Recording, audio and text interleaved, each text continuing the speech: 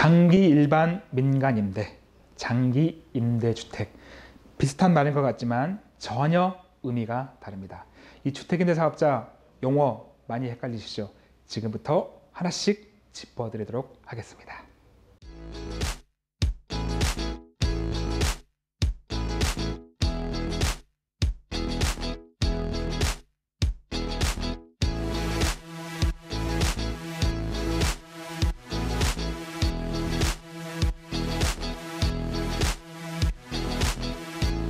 네, 안녕하세요. 부동산을 요리하는 남자, 부동산 셰프 박찬호입니다. 주택임대 사업자 두 번째 시간입니다. 오늘은 이 용어에 대해서 좀 정리해 볼까 합니다. 주택임대 사업자 어떤 좀 잘 이해하기 위해서 인터넷이나 많이 검색해 볼 때 용어 자체가 많이 헷갈리실 거예요. 그래서 아주 기본적인 용어들을 잘 알고 가시는 게 많은 도움이 되시니까 이 시간 잘 지켜보시기 바랍니다. 시작하겠습니다. 주택임대 사업자 용어 정리입니다. 먼저 민간 임대주택에 관한 특별법, 빨간색 보이시죠? 민특법에서 기본적인 용어들을 정리하고 있습니다. 제2조에 있고요. 1호부터 7호, 그리고 10호, 11호, 12호부터 15호까지 되어 있습니다. 8호, 9호는 삭제가 됐고요. 잘 보시면 1호부터 7호가 빨간색으로 표시가 되어 있죠. 맞습니다. 우리는 다른 거 다 필요 없고요. 요거 7가지만 잘 알면 되겠습니다. 자, 그럼 1호부터 살펴보도록 하겠습니다. 1호, 민간 임대주택에 대해서 정의가 되어 있습니다. 쭉 보시면 임대 목적으로 쭉 나와서 주택 및 오피스텔. 오피스텔 같은 경우는 전용 면적 85제곱미터 이하만을 말합니다. 되어 있고, 이런 주택들, 그리고 일부만을 임대하는, 우리가 이제 기존에는 주인이 거주하고 있던 다가구 주택 밑에 나와 있습니다만, 이 다가구 주택도 기존에는 등록이 안 됐었는데 2017년 7월 18일부터 등록이 가능하게 되겠습니다. 그래서 이러한 주택들을 민간 임대주택이라고 하고요. 그 종류가 민간 건설 임대주택과 민간 매입 임대주택. 벌써 머리가 좀 아프죠? 이렇게 종류가 두 가지로 구분되어 있다라고 보시면 되겠고, 자, 그럼 2호입니다. 민간 건설 임대주택과 3호 민간 매입 임대주택인데, 이 용어를 잘 보시면 이건 좀 쉬우실 거예요. 말 그대로 건설입니다. 직접 집을 지어서 임대를 주는, 쉽게 설명하면. 그리고 민간 매입은 기존에 지어져 있던 것을 매입해서 임대사업자가 매매, 분양 등으로 소유권을 취득해서 임대하는 주택. 색깔 보시면 여기 빨간색 되어 있죠? 맞습니다. 건설 쪽은 우리와 좀 관계가 없고, 우리는 민간 매입 임대주택, 이것만 잘 알면 되겠다라고 보시면 되겠습니다. 자, 이제 4호입니다. 4호는 공공지원 민간 임대주택인데, 지금 굉장히 글씨가 많죠? 그리고 제가 빨간색으로 8년 이상 임대할 목적만 크게 해놨습니다.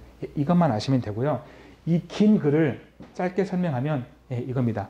과거에 그 뉴스테이라고 기업형 임대주택인데 300가구 혹은 100가구 이상 임대하는 주택을 말하고요.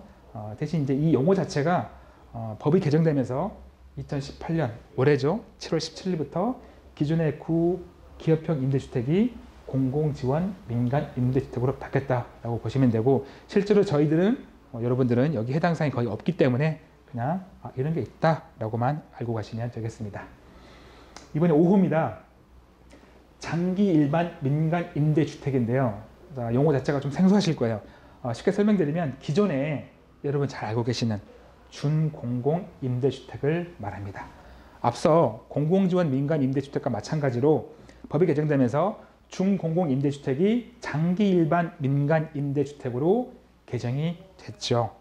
8년 이상 임대할 목적으로 취득해서 임대하는 주택을 말합니다. 두 개가 같다라고 보시면 되겠습니다. 자, 이번에는 6호입니다. 단기 민간 임대주택인데요. 이거는 마찬가지입니다. 기존에 단기 임대, 여러분들이 4년짜리 이렇게 말씀하셨던 4년짜리 그 단기 임대인데요. 이것도 마찬가지로 법이 개정되면서 용어가 단기 민간 임대주택으로 바뀌었다. 4년 이상 임대할 목적으로 취득해서 임대한 주택이다 라고 보시면 되겠습니다. 자, 마지막 7호입니다. 이제 임대사업자인데요. 역시 법은 되게 어렵습니다. 여러분은 빨간색만 보시면 이해가 빠르실 거예요. 1호 이상, 과거에는 5개 이상부터 이 주택임대 사업자가 등록이 가능했는데, 임대주택으로 등록이 가능했는데 법이 개정되면서 하나 이상만 되면 가능합니다. 1호 이상의 민간 임대주택을 취득해서 임대 사업을 하기 위해서 구청에 가셔서 주택임대 사업자 등록을 하시고요. 또 세무서 가셔서 사업자 등록을 한 그러한 경우를 말합니다. 그렇게 등록한 자를 우리가 임대 사업자다라고 표현을 합니다. 자, 이번에는 장기 임대주택입니다. 아마 여기가 좀 어려우실 거예요. 장기 일반 민간 임대와 장기 임대주택. 아마 보통 우리 일반인 분들은 이 두 가지를 거의 같게 보세요. 근데 여기에서 같게 보시면 정말 이제 혼동이 오는 거예요. 제가 첫 번째 시간에 우리가 주택임대 사업자는 원을 크게 2개를 그리라 라고 말씀드렸을 거예요. 그 두 번째 원이었던 우리가 이 장기 임대주택은 소득세법에서 표현한 용어입니다.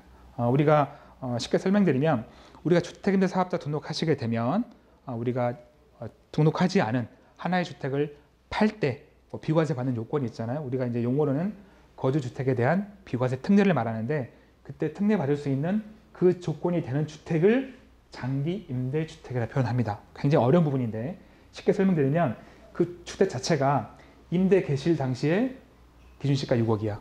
수도권 밖은 3억 원 이하고요. 하나 이상해야 되고 임대기간은 5년 이상 임대하시면, 이 조건을 갖춘 주택을 임대주택으로 등록하시게 되면 내가 등록하지 않은 하나의 주택, 이 주택은 나중에 파실 때 비과세 요건을 내가 거주 2년 한다면 비과세 받을 수 있는 그 조건이 된다. 그래서 소득세법에서 표현된 용어입니다. 아까 말씀드렸던 민특법과는 다른 용어입니다. 좀 주의하시고요. 자, 이번엔 소형주택입니다. 이 소형주택, 이것도 마찬가지로 여러분 굉장히 많이 헷갈리실 거예요. 이 경우는 우리가 조특법, 조세특례제한법에서 말하는 소형주택이 있고요. 그리고 간주임대를 계산할 때 이 주택수 산정에서 배제하는 그러한 소형주택 두 가지 경우가 있습니다. 각각 살펴보면 먼저 조특법입니다. 96조고요.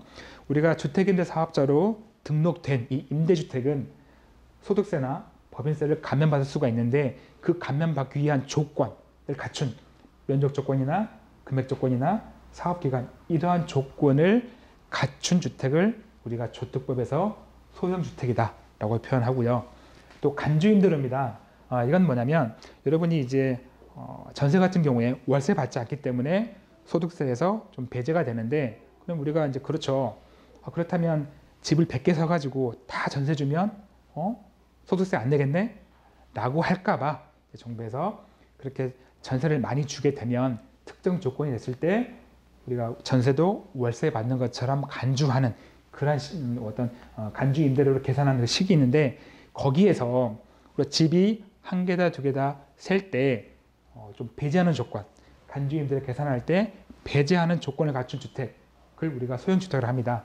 요건을 보면 전용 면적이 45제곱미터 이하이면서 그 임대주택의 기준시가가 2억 이하인 이러한 주택은 간주임대를 계산할 때 주택수에서 좀 빠지게 되는 특례를 주게 되는데, 그때에도 이러한 면적, 이런 조건을 갖춘 주택을 소형주택이다 라고 표현합니다. 자, 두 가지 경우가 좀 다르기 때문에 좀 잘 이해하시기 바라고요. 다음은 기준시가입니다. 자, 여기는 제가 별도로 뭐 기준시가나 시가표준액이나 개별공시가나 별도로 이 다음 시간에 말씀드리겠지만, 일단 오늘은 우리 주택임대 사업자에서 기준시가 얼마 이하, 뭐 비수도권 얼마야, 이 기준시가를 좀 설명드리겠습니다. 일반인 분들이 좀 시세하고 좀 많이 헷갈려 하십니다. 자, 기준시가는 뭐냐면 정의부터 말씀드리면 우리가 토지나 건물 등 이 부동산에 대해서 어떤 세금을 부과할 때 기준이 되는 금액을 말합니다. 절대 시세가 아니라는 거 주의하시고요. 우리가 주택임대 사업자에서는 보통 우리가 이제 뭐 다세대나 아파트 같은 경우는 공동주택 가격을 말하고요. 매년 4월 말에 발표하죠. 그리고 이제 단독주택 그리고 다가구주택 같은 경우는 개별 주택 가격을 우리가 기준 시가라고 표현을 합니다. 매년 4월 말에 발표하고요.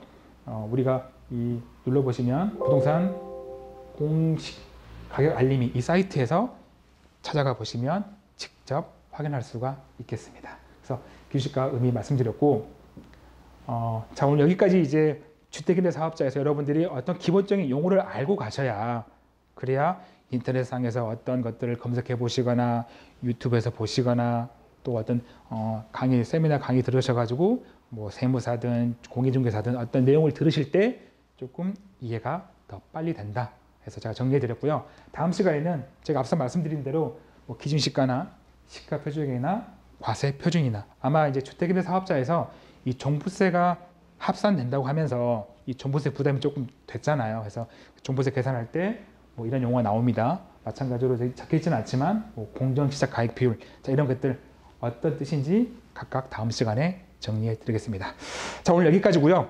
오늘 내용 좀 도움 되셨다면, 그래서 조금이나마 재미는 모르겠어요. 제가 재미있게 좀 하려고 하는데 좀 재미가, 워낙 내용 자체가 딱딱하다 보니까 재미는 없겠지만 그냥 얼굴이 재밌다라고 생각하시고 좀 재밌었다라고 하시면 왼쪽 상단에 구독하기 버튼 눌러주시고요. 또 다음 영상이 궁금하시다라고 하시면 다음 영상 보기 눌러주시고, 또 알림 버튼을 눌러주시면 저희가 영상 올릴 때마다 항상 알림 버튼 뜨기 때문에 새로운 영상들을 그때그때 받아볼 수 있습니다.